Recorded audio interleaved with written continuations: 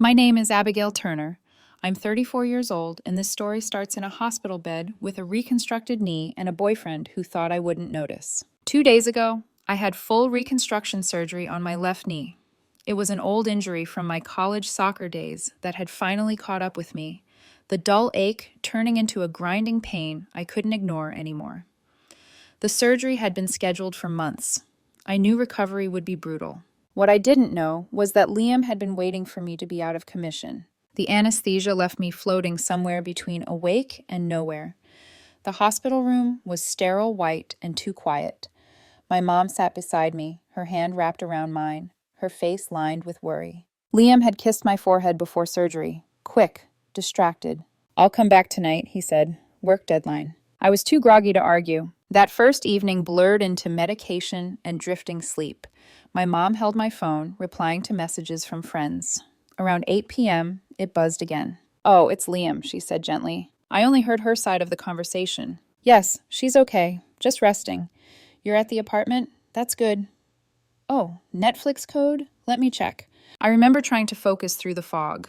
"Netflix code? Why?" A 6-digit verification popped up on my phone. My mom read it aloud. "Okay, honey, have a quiet night." Quiet. I told myself I was overthinking. He was probably lonely, probably just watching something. The next day the pain sharpened, but the anesthesia haze lifted. A new nurse came in to check my vitals. "Abby?" she said with a small smile. "Long time." It was Becca Morales, Daniel's younger sister. I'd known her since she was a teenager following her brother around.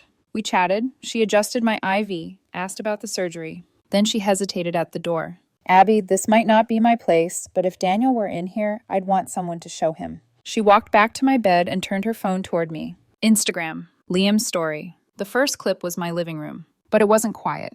There were at least 15 people crammed into my space, pizza boxes stacked on my coffee table, beer bottles lined up along my kitchen counter. My beer. They were screaming at my television. The next clip was a selfie. Liam grinning wide, drink in hand. Tagged friends everywhere. Caption: "Holding down the fort while the old lady's out of commission. Season finale party." Winking emoji. Old lady. I am 34. The final clip was chaos. Music blasting. Someone dancing on my rug. And in the background, I saw it. My father's framed photo tipping sideways as one of his friends stumbled into the bookshelf. The glass cracked. I felt something inside me go very still. The surgical pain in my knee disappeared beneath something colder. I was lying in a hospital bed, vulnerable, trusting him with my home, my space, the place that still smelled faintly like my dad's cologne some days. And he had turned it into a bar. "Thank you," I whispered to Becca. She squeezed my hand. "I'm sorry." After she left, I stared at the ceiling. Then I reached for my phone. Netflix account settings. Sign out of all devices. Streaming services logged out. Wi-Fi app. Password changed. Then I made a call. Not to Liam. Not to my mom. I called Daniel Brooks, my best friend since kindergarten. "Hey," I said quietly. He heard it in my voice immediately. "What happened?" I told him. Silence. Then a slow exhale of fury. "I never trusted him, Abby," he said. "Tell me what you need." "I need you to go to my apartment tomorrow," I said. "After he leaves. Talk to the superintendent. Take pictures." My discharge was scheduled in 48 hours. That gave me time. Time to think. Time to prepare. Time to remind Liam Carter that I might be on crutches. But I was not out of commission. The next 24 hours were strangely clarifying. While my knee throbbed beneath layers of bandages and ice packs, my mind sharpened into something precise and deliberate. Pain I could manage. Betrayal required strategy. Daniel went to my building the following afternoon, exactly as I asked. He called me the moment he got there. "The superintendent already looks irritated," he muttered. Apparently there were noise complaints. Noise complaints. While I was hooked up to monitors and IV drips. Mr. Henderson, the superintendent, confirmed 2 separate complaints from my next-door neighbor, the night of Liam's little season finale. Daniel couldn't legally enter my apartment with him, but Mr. Henderson walked him down the hall. There were garbage bags outside my door, stuffed with pizza boxes, beer bottles clinking inside. The hallway still smelled like stale alcohol. Daniel had his own spare key, one I'd given him years ago for emergencies. He waited until Liam's car was gone from the parking garage, then let himself in. A few minutes later, my phone buzzed. Photo after photo loaded on my screen. Sticky rings stained my wooden coffee table. Someone had spilled something dark red across my favorite armchair, soaking into the fabric like a bruise. My father's framed photo sat back on the shelf, but the glass was cracked in a spiderweb pattern. The kitchen sink overflowed with dishes. Empty bottles crowded every surface. It didn't look like a home. It looked like a venue. I felt my jaw tighten, but my voice stayed calm when Daniel called again. Get everything, I said. Every angle. I've got you, he replied. Meanwhile, Liam was texting me. Morning, beautiful. How's the pain today? Thinking about you. The apartment feels so empty without you. Empty. I stared at the message long enough that the nurse thought something was wrong. Everything okay? She asked gently. Yes, I said. Better than okay. I replied with one word. Thanks. Later. Feeling better. Short. Neutral. Nothing that would make him suspicious. I wanted him comfortable. Comfortable people don't prepare for impact. That evening, as the hospital room dimmed into that artificial twilight glow, I logged into my bank account. And there it was, a charge from a local pizza place. 3 centi $4 un 4 centi. Dated the night of the party. The debit card linked to my checking account, the one I'd let Liam use for groceries and shared household expenses, had paid for his little event. He hadn't just used my home. He had used my money. I stared at the number until the screen blurred. This wasn't immaturity. This wasn't thoughtlessness. This was entitlement. A cold, final clarity settled into me. Any lingering thought of a conversation, of working through it, evaporated. The next morning was my discharge day. My mom arrived with flowers. Daniel followed behind her. Are we calling Liam to let him know we're on the way home? My mom asked, as Daniel carefully helped me into the car. I adjusted the brace on my knee. No, I said, I want to surprise him. Instead of heading straight home, I had Daniel stop in front of a locksmith shop. I hobbled inside on my crutches, each step measured and steady. I need a high-security deadbolt, I told the man behind the counter. 20 minutes later, we were back at my apartment. My mom waited in the living room while Daniel and I got to work. Drill. Metal grinding. The old lock fell away in pieces. The new one slid into place with a heavy, satisfying click. The old keys were now just decorative scraps of metal. We cleaned what we could, opened windows, sprayed disinfectant, stacked the worst of the damage into piles. Daniel packed Liam's essentials into boxes. Clothes, toiletries, random clutter from his side of the closet. By 6:30 p.m., I was sitting on my couch with my crutches leaning against the coffee table when I heard it. A key scraping against the new lock. Pause. Another scrape. Then a frustrated sigh. A moment later, my phone lit up. Liam, I let it ring. It stopped. Then a text. Abby, my key isn't working. Is something wrong with the door? I waited a full minute before replying. I'm home. The door is fine. I'll let you in. I stood carefully, Daniel stepping back but staying close. I opened the door. Liam stood there with shopping bags hanging from his arms, irritation written across his face. Finally, he said, what's wrong with the... His words died when he saw my expression. Cold. Steady. Unmoved. Your key doesn't work, I said quietly. Because you don't live here anymore. He blinked at me like I'd spoken another language. What are you talking about? Liam laughed, but it sounded thin. Abby, don't be dramatic, just let me in. He shifted forward like he expected me to step aside. I didn't. Daniel took one subtle step behind me. Not aggressive, just present. I know about the party, I said. His face changed, not fully, just a flicker, a calculation. What party? He replied too quickly. Oh, that? Babe, it was just a few friends watching the finale. You're seriously overreacting. A few friends. I lifted my phone and turned the screen toward him. The first screenshot. My living room packed wall to wall with people. The second, his grinning selfie, old lady out of commission. The third, the red stain bleeding across my armchair. The fourth, my father's cracked photo frame. His mouth opened, closed. It wasn't that bad, he said finally. We were going to clean it up. We? I asked softly. His eyes darted to Daniel and back to me. I was. I swiped to the final image. The bank statement. 3 centi $4 un 4 centi. You used my debit card, I said. My voice didn't rise. It didn't need to. You used my money to throw a party in my home while I was in surgery. He swallowed. It's not like that, he said quickly. You always said what's yours is mine. I thought... You thought wrong. Silence filled the hallway between us. The shopping bag slipped from his hand and hit the floor with a dull thud. You can't just lock me out, he said, panic creeping into his voice. I live here. No, I replied. You stayed here.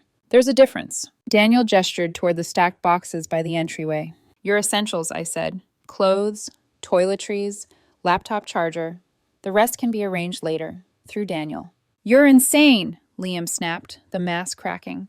You're throwing away 18 months over a stupid party? No, I said. I'm ending 18 months of slowly ignoring red flags. His jaw tightened.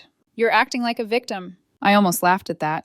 I was in a hospital bed, I said quietly, and you were posting captions about me being an old lady out of commission. His face flushed. It was a joke. No, I said, it was a test. He frowned. A test? To see how much disrespect I'd tolerate. He stepped forward again, lowering his voice. Abby, come on, we can talk about this inside. There is no inside for you anymore. He stared at me, searching for softness, for hesitation, for the version of me that would cave just to avoid conflict. He didn't find her. Where am I supposed to go? He asked finally. You should have thought about that, I replied, before you treated my home like a venue and my trust like it was disposable. For a second, something almost human flickered in his expression. Then it hardened. You're going to regret this, he said.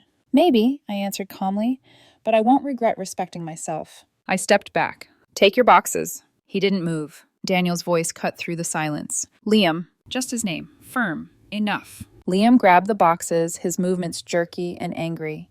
He didn't look at me again as he walked down the hallway. The elevator doors closed with a quiet metallic slide. And just like that, it was done. I closed the door, locked it, turned the deadbolt. The sound was small, but it felt seismic. My knee throbbed. My arms shook slightly from standing too long. Daniel placed a steadying hand on my shoulder. You okay? He asked. I looked around my apartment. It was still messy. Still smelled faintly of beer and cleaning spray. But it was quiet. Mine. I will be, I said. That night, I slept without medication for the first time since surgery. Not because I wasn't in pain, but because something heavier than pain had been removed. I didn't know yet that the party wasn't the worst part. That discovery came 3 days later. 3 days later, the phone call came. Not from Liam, from his father. His name flashed across my screen just after noon while I was icing my knee and answering work emails from my couch. I let it ring once, twice. Then I answered. What exactly do you think you're doing? His father barked before I could speak. No greeting, no courtesy, just fury. I'm not sure what you mean, I replied evenly. You threw my son out while he had nowhere to go. Abigail, that's cruel. He said you blindsided him. Blindsided. I leaned back slowly against the couch cushions. Sir, I said calmly, before we continue this conversation, I'm going to email you something. Please look at it. Then we can finish. There was grumbling on the other end, but he didn't hang up. I forwarded everything. The Instagram screenshots. The damage photos Daniel took. The $312.47 charge. The noise complaint note from my neighbor. Then I returned to the call. There was silence. Not the angry kind. The absorbing kind. A long exhale. I see, he muttered. Yes, I said softly. You do. He cleared his throat. That's not what Liam told us.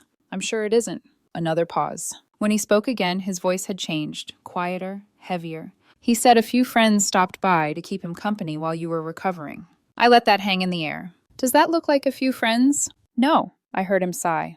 I'll speak to him. You don't need to, I said.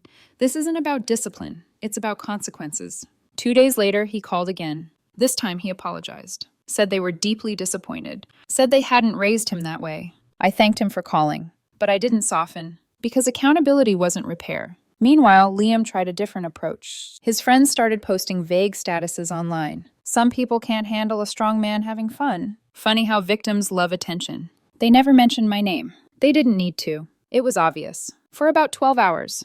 Then Becca commented, just one sentence. There's always more to the story. Daniel's wife added, throwing a party while your girlfriend is in surgery isn't strength. The post disappeared the next morning. Funny how quickly narratives collapse when facts exist. That weekend, Daniel came over to help finish cleaning. We were going through the bedroom drawers when I found it, tucked in the back of Liam's bedside table. A birthday card. Not mine. The handwriting was loopy and intimate. Last month was wild. Still smiling about that weekend. Can't wait for the next one. Signed with a woman's name I didn't recognize. Dated 3 weeks before my surgery. My stomach didn't drop. It didn't twist. It just went still. The party hadn't been a one-time lapse. It was a pattern. He hadn't been bored. He had been comfortable. Comfortable using my apartment as a base. Comfortable knowing I trusted him. Comfortable assuming I wouldn't leave. I handed the card to Daniel. He read it once and shook his head. You dodge more than you know. I nodded. I think I did. The next morning, I typed up an itemized invoice. Party food, $312.47.